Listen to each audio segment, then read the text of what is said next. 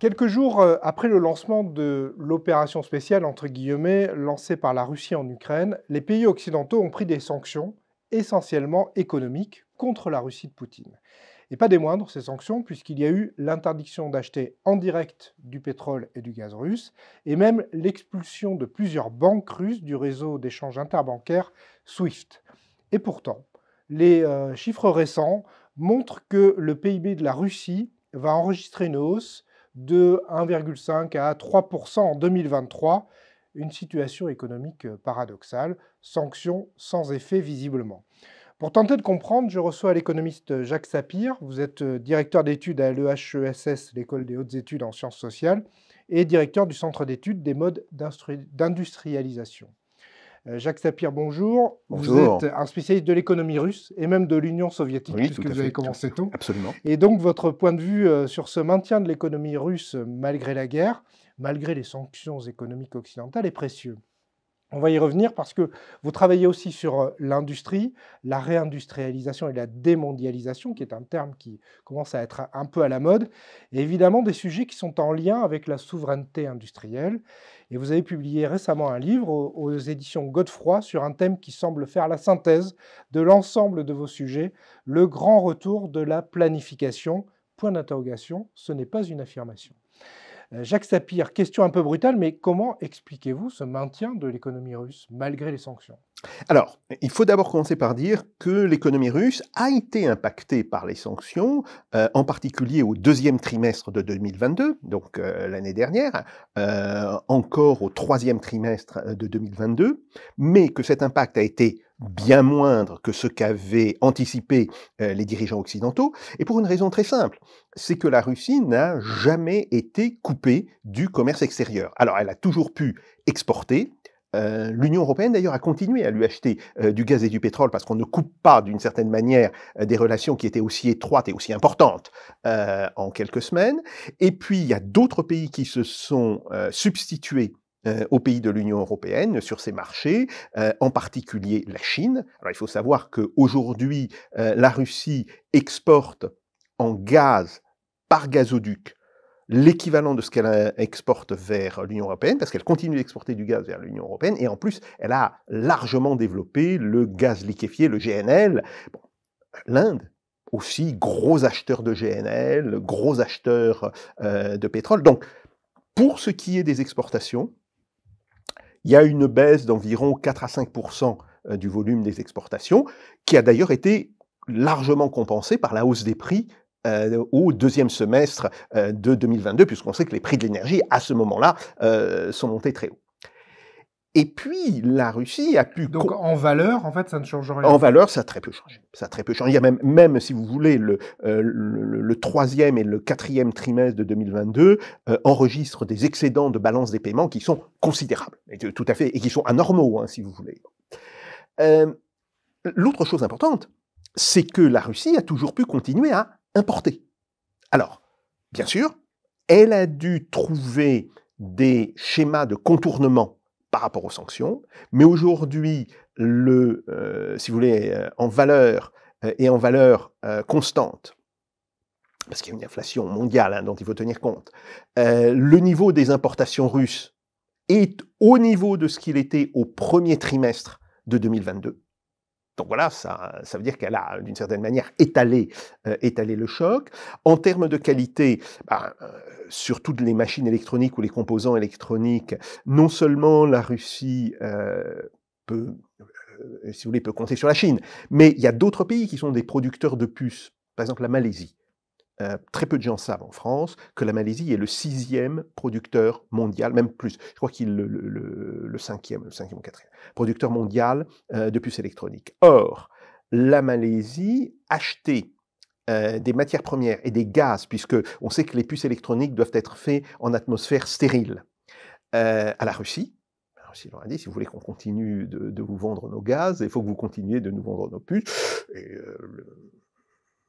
le gouvernement de Malaisie a dit, il n'y a aucun problème, on va passer par 2 ou 3 intermédiaires, mais bon. Donc, on a constaté ça très tôt. Hein. On a constaté ça dès octobre-novembre 2022, que la Russie avait reconstitué ses chaînes d'approvisionnement. Et puis, il y a une troisième chose, et c'est quelque chose qui est encore plus important, c'est qu'il y a eu une réaction interne de l'économie russe, alors venant du gouvernement, bien sûr, mais venant aussi des entrepreneurs et des dirigeants d'entreprises russes, qui a largement modifié le visage de l'économie russe et qui a développé la substitution aux importations de manière extrêmement importante. Donc en fait, il y a eu le constat que les sanctions étaient inefficaces parce que elles ne sont pas appliquées, elles ne sont pas respectées. Elles ne sont pas appliquées. Les États-Unis et l'Union européenne continuent d'importer des métaux russes. Ils ne peuvent tout simplement ne pas le faire. Oui, le palladium notamment. Le palladium, le germanium, le titane.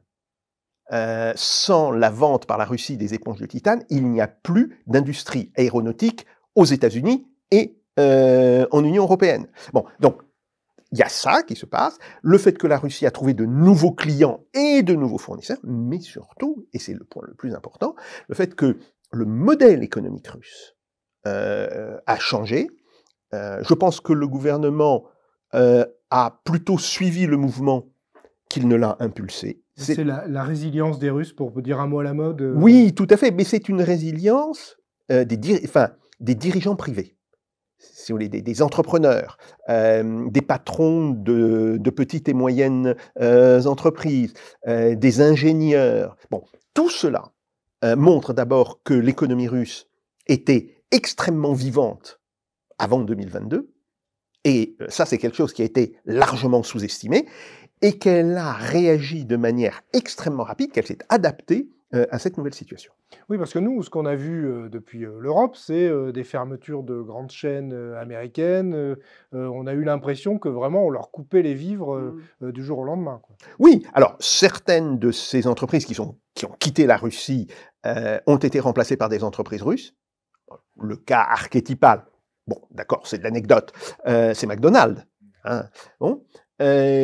Certaines autres entreprises, par exemple dans l'automobile, quand elles sont sorties du marché russe, et elles sont sorties à un coût assez important, parce que Renault va probablement perdre l'équivalent de 4 milliards et demi d'euros hein, dans cette histoire-là. Quand elles sont sorties du marché russe, ça a effectivement provoqué un effondrement du secteur automobile russe pendant quelques mois. Puis, et tout de suite en fait, les Russes, ont pris langue avec les constructeurs chinois, qui ont remplacé les constructeurs européens. 2, se sont dit, est-ce qu'on ne peut pas produire nous-mêmes des biens que l'on importait, des boîtes de vitesse, bon, et ils l'ont fait. Et donc aujourd'hui, dans les chiffres d'août et de septembre, on voit que la production d'automobiles est revenue au niveau de ce qu'elle était à la fin de 2021, mais surtout que la production de véhicules industriels, de camions, bon, etc., de petits utilitaires, bon, est même plus importante que ce qu'elle est. Donc là encore, oui, il y a un choc initial important qu'il ne faut pas du tout sous-estimer, mais il y a une capacité de rebond, de réaction et de reconstruction de l'industrie russe qui me semble tout à fait remarquable. Et même côté monétaire, le rouble finalement n'a pas flanché. Non, alors il a commencé, évidemment, quand il y a eu les premières mesures, le rouble a commencé à s'effondrer. C'était prévu, visiblement. Quand je dis c'était prévu, c'est un jugement que je porte ex post, mais en regardant les réactions et du ministère des Finances et de la Banque centrale, et la vitesse avec laquelle elles ont été prises, c'était en réalité anticipé, hein, les sanctions étaient anticipées. La Banque centrale a accepté ce qu'elle avait refusé pendant des années, de mettre sur pied un système de contrôle d'échange et de contrôle des capitaux. Donc, le rouble est remonté en raison des exportations et de la valeur des exportations qui ne cessait de monter. Il est remonté trop haut, d'ailleurs. Ce qui fait que la Banque centrale a desserré ce système de contrôle. On a vu le rouble redescendre. Là, depuis 4-5 mois, le rouble est passé sous son niveau de février 2022, ce qui s'explique aussi parce que les prix des hydrocarbures, à un moment donné, ont été relativement bas. Et là, la Banque centrale a resserré ça, plus la remontée du prix des hydrocarbures. Le Brent s'échange maintenant entre 88 et 92 dollars le baril, même chose pour le gaz, et surtout le prix du GNL qui a beaucoup monté. Donc on peut penser que le rouble va retrouver son niveau de février 22 et va peut-être même passer au-dessus. Ce qui par ailleurs pose un petit problème parce que tout ce raisonnement il est construit en taux de change nominal et le taux de change qui est réellement important, c'est le taux de change réel. Donc il faudrait déflater ces taux de change de l'inflation qu'il y a eu aux États-Unis pour le taux sur le dollar, de l'inflation moyenne qu'il y a eu en Europe et de l'inflation russe. Et quand on fait ce calcul, on voit que en termes de taux de change réel, on est déjà au niveau de février 2022. Alors quand on parle stabilité monétaire ou réserve monétaire, on pense souvent à l'or et on a tous vu, on a tous suivi les achats d'or par la Banque centrale russe depuis même avant 2014, c'est-à-dire avant la Crimée. C'est vraiment un truc de Vladimir Poutine. C'est-à-dire que Poutine, il reconstitue les stocks d'or, à peine il arrive. Et est-ce que ça, c'était là aussi, c'est culturel, c'est pour maintenir la Grande Russie, ou est-ce que c'est une prévision de justement d'une attaque? C'est transitoire. C'est transitoire. Je suis persuadé, pour en avoir parlé avec eux, que les dirigeants, en particulier les dirigeants politico-financiers de la Russie, ont très mal vécu la crise de 2008-2010. Crise qui était du fait des États-Unis. Et on parle là des subprimes. La crise des subprimes. Et ils disent, mais enfin, les États-Unis ont été incapables de gérer correctement cette crise. Ils l'ont laissé s'envenimer de manière considérable. Donc, on ne peut pas faire confiance aux États-Unis. Si on ne peut pas faire confiance aux États-Unis, on ne peut pas faire confiance dans le dollar. Et par ailleurs, la politique du gouvernement américain qui instrumentalise politiquement le dollar, évidemment, vient apporter de l'eau à ce moulin. Donc pourquoi la Banque centrale développe ses réserves en or? Elle les développe de manière transitoire, de manière à ne pas acheter du dollar et à ne pas acheter de l'euro, en attendant qu'une autre monnaie remplace le dollar. Alors, ça ne sera pas nécessairement une monnaie unique, ça sera peut-être une monnaie, je dirais, virtuelle. On peut penser qu'une partie des stocks d'or seront convertis en droits de tirage spéciaux au Fonds monétaire international. Et globalement, ces rachats d'or, bien sûr qu'ils sont spectaculaires, mais ils ne sont pas si importants que ça. Parce que l'or ne dépasse pas 20% des réserves. Donc ça veut dire qu'il y a quand même 80% des réserves de la Banque centrale qui sont encore en devise. Et de moins en moins du dollar. Alors, de moins en moins du dollar.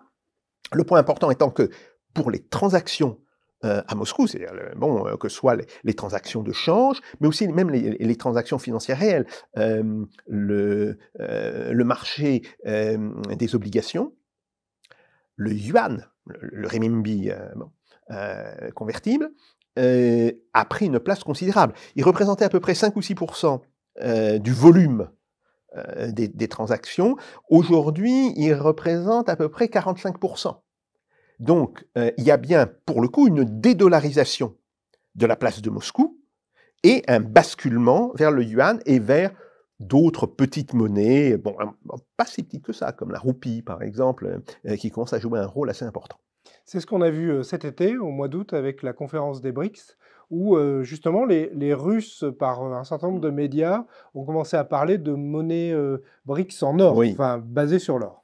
Alors, ça, c'était de la provocation. Ces médias ne sont pas des médias officiels russes. Il faut faire attention. Si vous lisez ce qu'il y a dans, par exemple, sur les chaînes d'État, ou ce que vous avez dans la Rossiyskaya Gazeta, qui est le journal du gouvernement. En tant que tel, c'est la Pravda. Au voilà, bon, c'est complètement assumé. Il a toujours été dit, une monnaie alternative est aujourd'hui impossible au niveau des BRICS. Et ça s'explique pour une raison très simple, c'est que il faudrait construire, et ça prendrait des années, les institutions qui permettraient à cette monnaie d'exister. Par contre, ce qui est en voie de discussion, et en voie de discussion non seulement du fait de la Russie, mais du fait des autres pays des BRICS, et du fait des nouveaux adhérents des BRICS, c'est de dire comment peut-on dédollariser nos transactions? Et une idée qui est en train de se développer consiste à dire il faut utiliser une monnaie de compte qui ne soit pas le dollar et qui pourrait être justement le DTS, les droits de tirage spéciaux, et faire les règlements en monnaie nationale. Donc ça, c'est une idée qui commence à être développée de manière tout à fait importante. Et point important, vous avez en fait des producteurs majeurs de pétrole. La Russie, l'Arabie Saoudite, l'Iran, alors à un moindre niveau, les Émirats Arabes Unis, 4 pays. Et puis dans les pays qui sont... Ce sont les nouveaux, ça. Hein. Voilà, bon. Puis dans les pays qui sont sympathisants des BRICS, le Venezuela, c'est quand même pas un nain dans le domaine de la production de pétrole. Même si les États-Unis, bon, sont en train de desserrer les taux, oui, mais essaient de bloquer quand même. Bah, oui, mais ils desserrent les taux parce qu'ils ont besoin du pétrole vénézuélien. Et d'ailleurs, pour la chimie en particulier, sans le pétrole vénézuélien, la chimie américaine est très mal partie. Donc, si ces pays se décident à libeller les contrats en DTS, qu'après les contrats soient exécutés dans d'autres monnaies, le yuan, alors ça pour l'Arabie Saoudite. C'est-à-dire qu'on a les tirages spéciaux qui font la garantie et la réalisation, l'opérationnel qui serait en yuan, ouais, en roupie, bon, etc. Ça a un impact extrêmement important. D'une part, en termes de volume d'échange, mais d'autre part parce que tout le marché des produits dérivés sur les produits pétroliers, les futurs de futurs pour la couverture, etc., ils étaient rédigés en dollars, puisque les prix du pétrole étaient rédigés en dollars. Si les prix du pétrole sont rédigés en DTS, ils seront rédigés aussi en DTS. Et là, on a une possibilité d'accélérer la dédollarisation qui est extrêmement importante. Après, on se dit quand même que ces pays qui commercent entre eux ont bien raison de se passer d'une monnaie avec laquelle ils ne travaillent pas. Oui. Enfin, avec un pays avec lequel ils ne travaillent pas. Tout à fait. Et surtout d'un pays qui décide d'utiliser sa monnaie à des fins politiques. Si vous voulez, une monnaie de réserve, comme le fut autrefois la livre sterling au XIXe siècle et au début du XXe siècle, comme l'a été le dollar, et comme l'est toujours d'ailleurs le dollar, c'est ce qu'on appelle un bien public mondial. Mais si c'est un bien public mondial, cela implique une forme de neutralité de la part du pays qui l'émet. Or, les États-Unis, depuis 2012, enfin disons oui, 2012-2013, et en particulier depuis 2016, pénalisent les transactions si elles sont faites avec des pays qu'ils considèrent comme inamicaux. Cuba, l'Iran, etc. C'est ce qui est arrivé, le problème qui est arrivé avec la BNP. Avec la BNP. Il y a eu un risque fort de ne plus pouvoir travailler en dollars. Tout à fait. Avec PSA aussi, qui bon. Donc, Technip aussi, qui est. Bon. Donc, ça, c'est quelque chose qui, au niveau international, a très largement compromis le statut du dollar. Et ça, il faut le comprendre. Ça ne vient pas, si vous voulez, c'est pas une initiative des Russes qui pèse là-dessus, c'est tout simplement une initiative américaine dont les contre-coups, dont l'effet boomerang est d'imposer aux gens de penser à « mais si on ne peut plus faire confiance dans cette monnaie, comment on fait ?» Et ce qui est très intéressant, c'est qu'aujourd'hui, l'Arabie Saoudite exige des paiements en yuan. Alors, non seulement quand elle travaille avec la Chine, bon, ça c'est tout à fait normal, mais même quand elle travaille avec la France. Il y a eu un contrat entre Total et l'Arabie Saoudite qui a été exécuté en yuan. Donc ça, c'est un point qui est excessivement important et c'est pour ça que je crois beaucoup à l'arrivée non pas d'une monnaie au sens traditionnel, mais d'une unité de compte, comme était l'écu, d'ailleurs, à partir de 1975. Comme était l'étalon or, aussi. Ou comme était l'étalon or. Le problème de l'or, c'est qu'il manque de liquidité.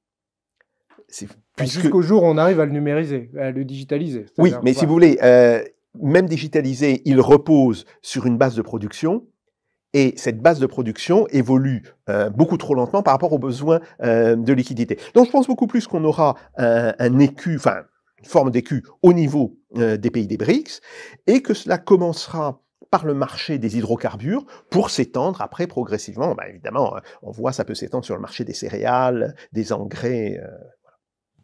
Alors, quand vous parlez des relations entre la Russie et la Chine, il faut savoir qu'il y a une frontière commune avec un fleuve, le fleuve Amour, Oui. mais ils n'ont jamais été très liés jusque-là. C'est-à-dire que, assez bizarrement, le fleuve, il n'y a pas que des ponts sur ce fleuve. Enfin, c'est pas facile de le franchir. Vous trouvez que les Russes et les Chinois ont toujours eu des bons rapports? Ils ont eu des rapports ambivalents. Alors, ça renvoie d'abord à la colonisation de l'Extrême-Orient du temps du Tsar, mais les relations entre l'Empire russe et l'Empire chinois sont des relations qui sont nettement moins agressives que les relations des pays occidentaux avec l'Empire chinois. Hein. La Russie obtient non pas une concession, mais des facilités en Mandchourie pour construire le transmandchourien, qui permet d'ailleurs de raccourcir le temps mis par le transsibérien. Après-guerre, d'abord, dans l'entre-deux-guerres, il y a un soutien de Moscou à la fois aux nationalistes et aux communistes.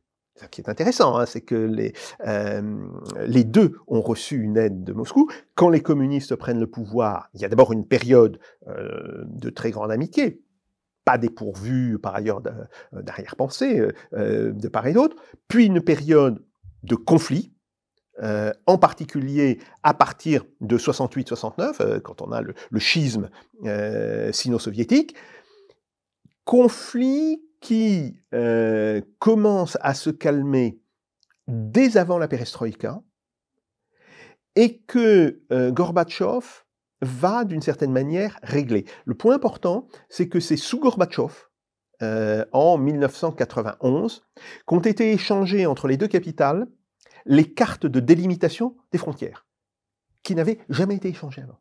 Jamais. Enfin, on sait qui est chez qui. Voilà, tout à fait. Et c'est important parce que le fleuve Amour, si vous voulez, connaît des débordements.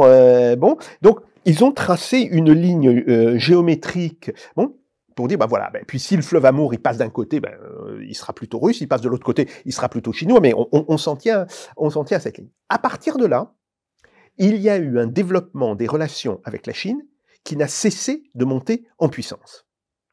Et cela a donné d'abord la naissance du groupe de Shanghai, puis la naissance de l'organisation de coopération de Shanghai, qui est une organisation de sécurité, donc c'est une organisation militaire en réalité, qui fonctionne depuis 2001.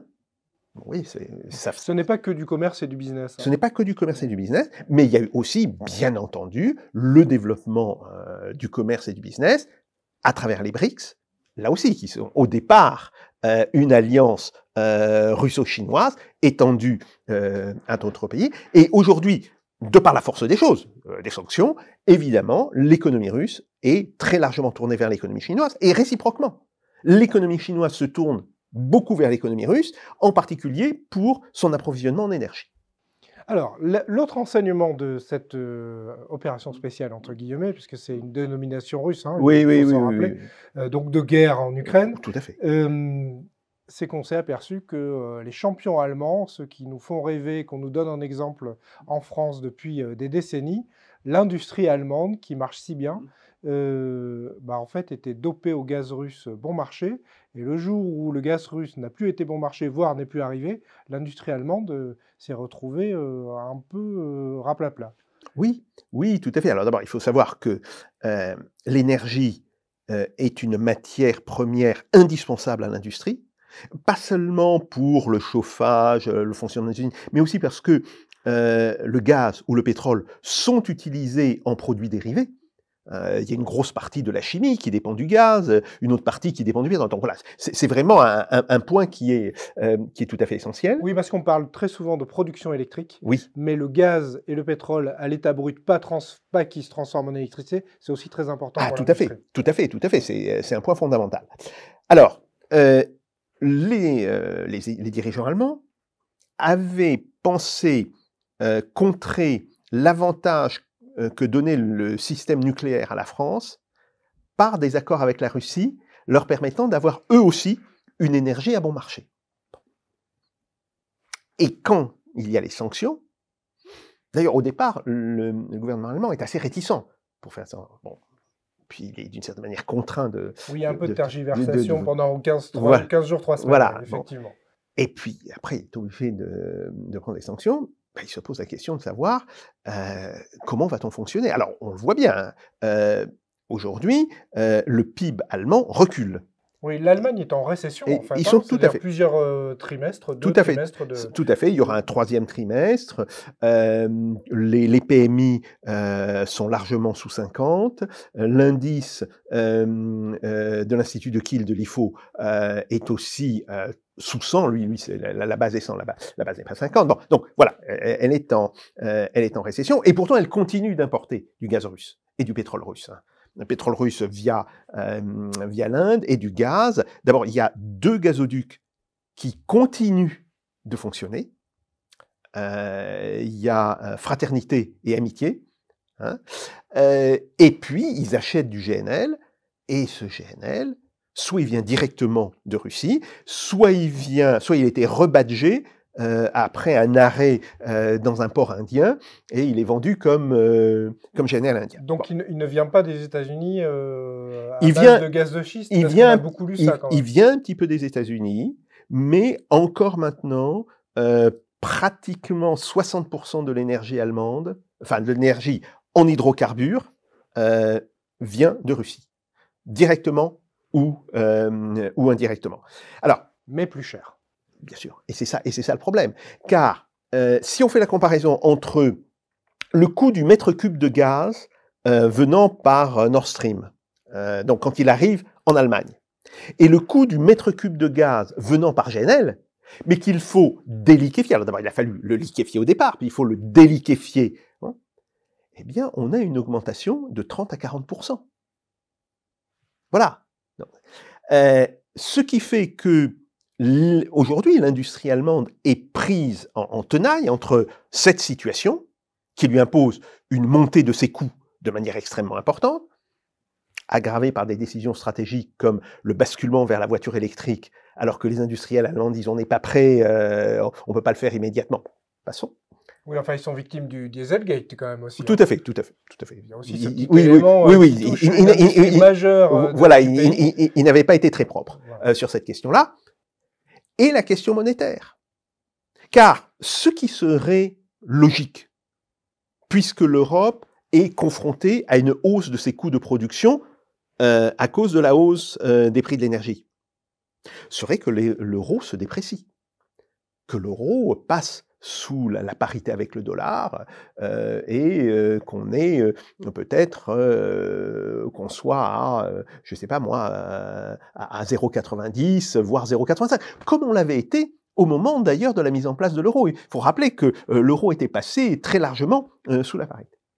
Or, la Banque centrale européenne, qui, et ça c'est le paradoxe, est largement influencée par les économistes allemands, se refuse à adopter ce type de stratégie. Oui, parce qu'on est quand même dans le monde de l'orthodoxie budgétaire. Tout à fait. D'ailleurs, ils sont au-delà des 3% cette année. Tout à fait. Et ils disent, si l'euro baisse trop, ça va relancer l'inflation. Donc ils sont coincés dans cette situation, et la situation économique de l'Allemagne est un cas d'école de ce qu'on appelle l'effet boomerang des sanctions.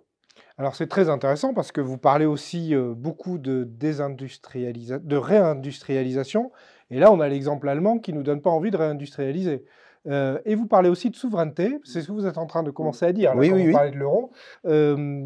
Et en fait la souveraineté, alors c'est Gilles Raveau, votre confrère économiste, qui le dit, la souveraineté industrielle européenne empêche la souveraineté industrielle nationale. C'est-à-dire que si vous avez un coût social en Pologne qui est plus faible qu'en France, pourquoi aller construire une usine en France ? Tout à fait, tout à fait. Donc là, ce n'est pas des bons signaux là qu'on envoie sur la réindustrialisation. Non, parce que si vous voulez, d'abord, il faut dire une chose. Il y a le problème des coûts. Le coût des intrants, les coûts de production interne, bien. Et après, il y a un problème de stratégie. Or, les deux sont bloqués par les institutions de l'Union européenne. Sur la question des coûts, l'idée quand même centrale dans l'idéologie européenne, c'est de dire la concurrence libre et non faussée, le grand marché. Mais quand on a une concurrence libre et non faussée avec des situations extrêmement différentes d'un pays à l'autre, ça ne marche pas. D'ailleurs, c'est ce qu'on voit dans le cadre d'un pays. Si vous voulez, si on traduit ça sur le cadre d'un pays, mais on voit qu'il y a des régions qui se développent plus vite que d'autres. Qu'est-ce que fait le gouvernement? Il compense financièrement. C'est-à-dire qu'il attribue des subventions régionales, et ce qui permet, d'une certaine manière, d'équilibrer le système. Donc, déjà, là, sur la question des coûts, ça ne peut pas marcher. Mais, par ailleurs, sur la question de la définition d'un objectif de réindustrialisation, la Commission européenne a énormément de mal à définir des objectifs pour une raison très simple. C'est qu'elle est constamment rappelée à ses fondamentaux. Mais attendez, mais là, vous ne laissez plus le jeu libre de la concurrence jouer.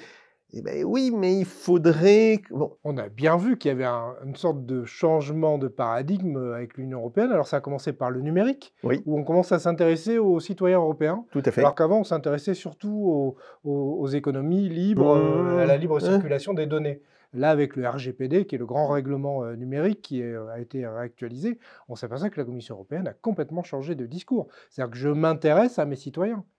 Alors, c'est plus compliqué que ça. Je pense que là où il y a un changement de discours, et c'est pas pour le bien, c'est dans l'idée de contrôler l'information.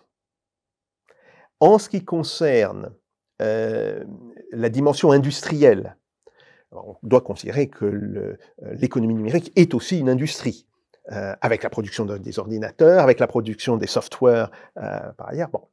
Là encore, c'est l'idée de ne pas fixer je dirais, de grandes lignes directrices, et c'est l'idée de laisser grosso modo le marché se débrouiller. Or, pour l'instant, le marché, il avantage, les Américains, avec les GAFAM, en réalité, et derrière, il y aura les Chinois. Car ce que l'on oublie, c'est que les Chinois ont constitué une économie numérique qui est en train de devenir à peu de choses près aussi puissante que l'économie numérique américaine. Donc, oui, il y a un véritable problème, et il y a un problème conceptuel pour la Commission européenne, qui n'arrive pas à la fois à concevoir une souveraineté européenne, et je pense que ça, c'est une limite absolue. Elle n'arrive pas à penser la souveraineté européenne, parce que c'est très difficile de penser la souveraineté d'un ensemble de pays, et non pas d'un pays. Qui n'a pas de légende commune. Hein. Tout à fait, qui n'a pas de légende. Quand on connaît comment sont constituées les nations, il y a toujours eu une légende. Il y a toujours une légende, il y a des différences de culture politique, bon, bref, et qui, par ailleurs, s'oppose à la notion de souveraineté nationale. Donc là, oui, il y a un énorme problème, et ce qui est caractéristique, c'est que dans souveraineté, il y a évidemment la notion de souveraineté économique. La notion de souveraineté économique, elle est multiforme, hein. C'est industrie, agriculture, parce qu'il faut quand même nourrir les gens, c'est chimie, c'est médicaments, enfin bon, énergie. Et voilà, donc il y a ça.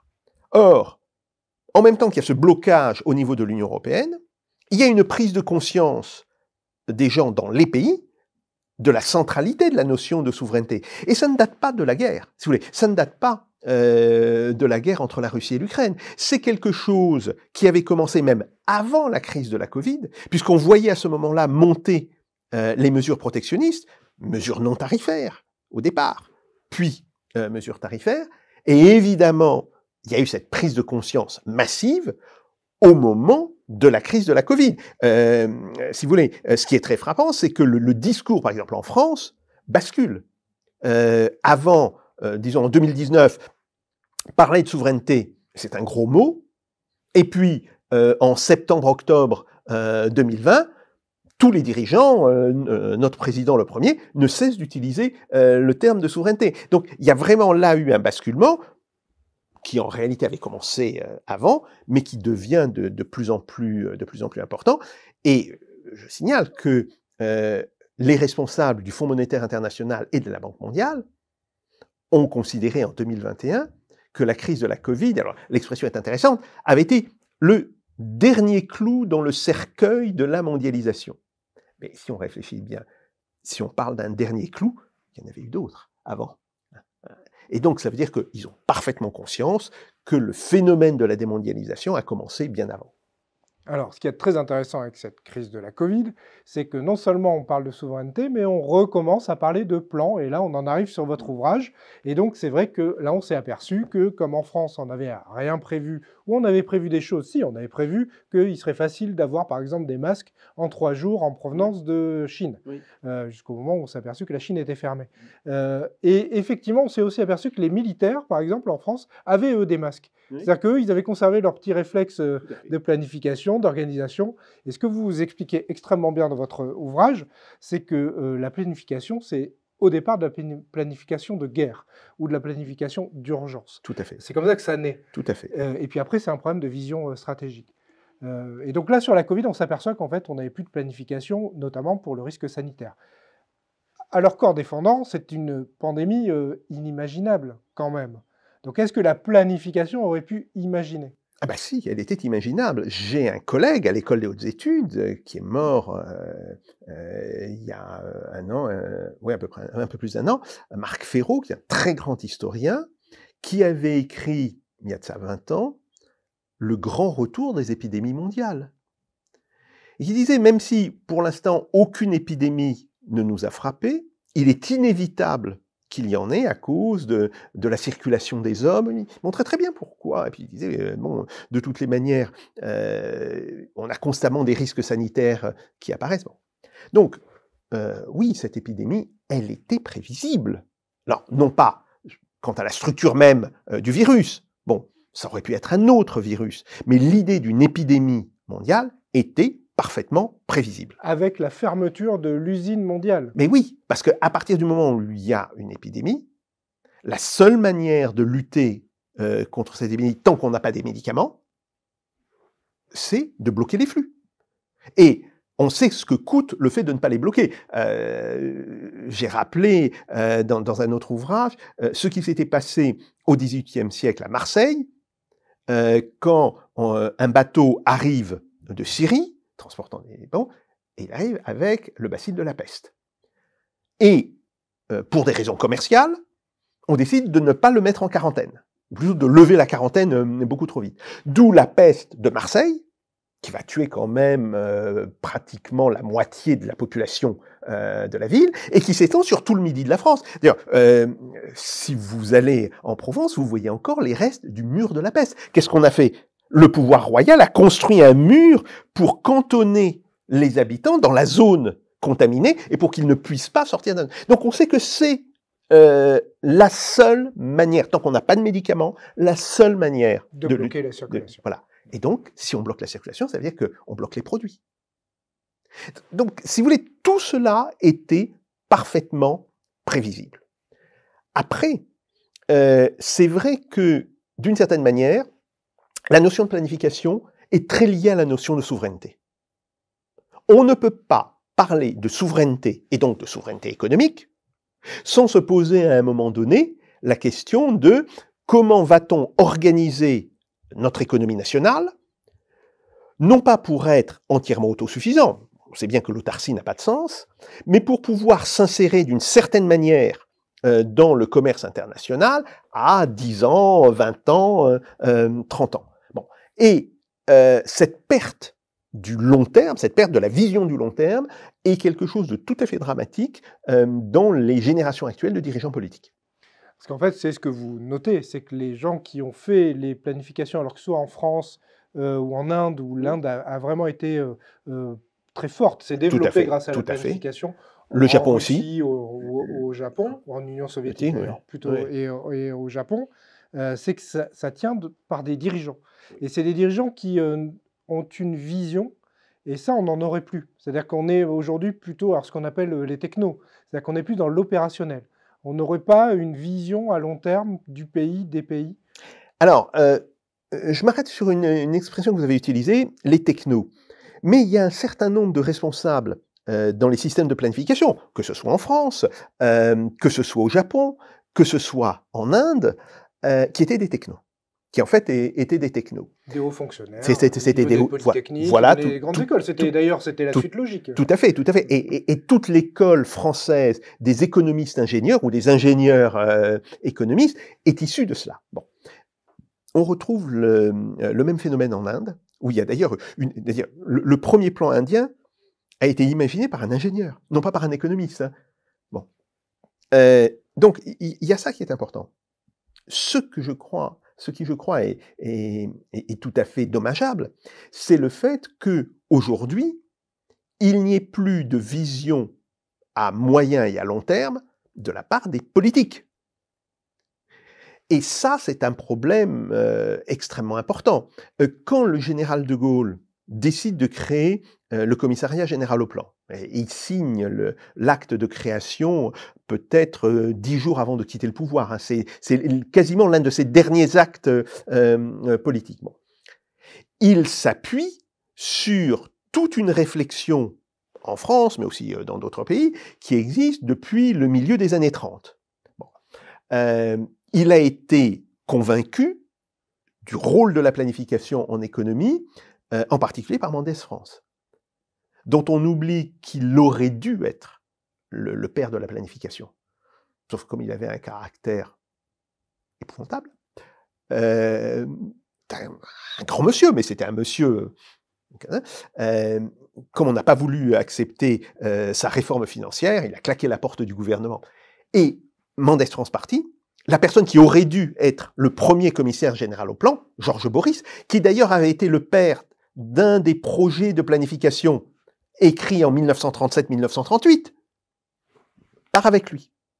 Et donc, on se rabat sur ce qui est un troisième choix, Jean Monnet, que De Gaulle n'aime pas. Jean Monnet n'aime pas De Gaulle. C'est réciproque. Hein. Bon. Et qui va se révéler, pourtant, très différent du Jean Monnet européen et pro-américain que l'on aura dans les années 50, et qui va se révéler, pour le coup, pendant les 3 ans et demi où il sera à la tête du plan, un vrai dirigeant du plan. Il va se battre pour faire exister le plan.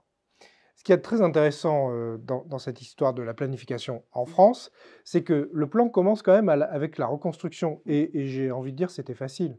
C'est-à-dire avoir la vision d'un pays reconstruit après quelques années de guerre et d'occupation. C'était pas très compliqué de dire il faut reconstruire les villes qui ont été détruites, il faut mettre des routes, pousser l'économie. C'était simple. Enfin, c'était simple. Mais le plan allait au-delà. Le plan avait prévu le fait que la démographie française, même avec le baby-boom, serait insuffisante pour soutenir le développement économique. Donc il fallait qu'il y ait des hausses de productivité dans l'agriculture importantes, de manière à ce que les gens puissent venir dans l'industrie. Le basculement vers une agriculture très mécanisée, il est impulsé par le plan. Et il est pensé dès les années 46, 47, 48. L'électrification de la France. Avant les centrales nucléaires, nous avons eu les grands barrages. Ça aussi, c'est une idée du plan. Et un point d'apport de l'électricité dans chaque ferme de France. Tout à fait. Tout à fait. C'est ça. Alors, l'électrification pour la consommation, l'électrification pour le transport, le basculement d'un système de transport qui est largement basé sur la vapeur, un petit peu sur le diesel, quelques lignes électriques, mais suburbaines. Hein. Bon, massivement vers l'électrique. Ça, c'est un point important. Autre point, le développement des grandes industries. L'industrie automobile, l'industrie aéronautique. Bon. Et tout ça, c'est pensé par le plan. Alors, ce qu'il faut regarder, c'est à travers quelles institutions le plan a réussi à harmoniser cette pensée, à travers quels instruments le plan a joué pour favoriser certaines industries ou pour favoriser justement ces grands plans d'électrification. Et on voit que, d'une certaine manière, le plan a son mot à dire dans la gestion des finances publiques.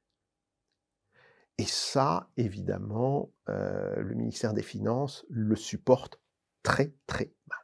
Oui, c'est ce qu'on appelle aujourd'hui le frein de Bercy, c'est-à-dire que dès qu'un ministre souhaite lancer une mesure, il se retrouve avec Bercy qui dit non, ça coûte trop cher. Tout à fait. Sauf quand c'est le quoi qu'il en coûte. Tout à fait, tout à fait. Et même, c'est encore plus important, c'est que quand quelqu'un est nommé ministre des Finances en France, son cabinet lui est imposé par l'inspection des finances.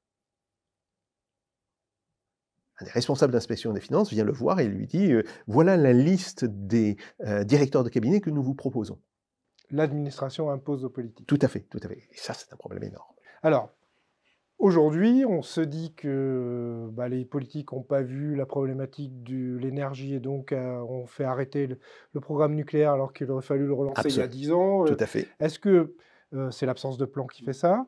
Est-ce qu'aujourd'hui, la planification peut être moderne? C'est-à-dire, est-ce qu'elle peut, par exemple, accompagner des sujets très généraux comme la transition écologique, la transition énergétique? Est-ce que c'est ce genre de réflexion qu'il faudrait avoir? Oui, tout à fait. Tout à fait. Et il faut savoir que la planification, si on revient, par exemple, sur le modèle de la planification française, alors, on dit toujours c'est une planification indicative par rapport à la planification coercitive qui était la planification soviétique.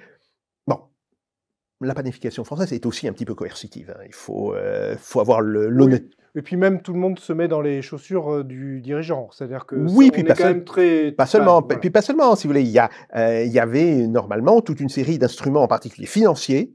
Oui, l'argent était là où il fallait voilà. que Et puis, ça il y aille. avait une incitation financière très, très nette. Mais ce qui est essentiel, c'est de voir que les comités de planification arrivaient à réunir l'ensemble des acteurs intéressés sur un problème, à les faire discuter entre eux et à extraire de cette discussion une pensée opérationnelle.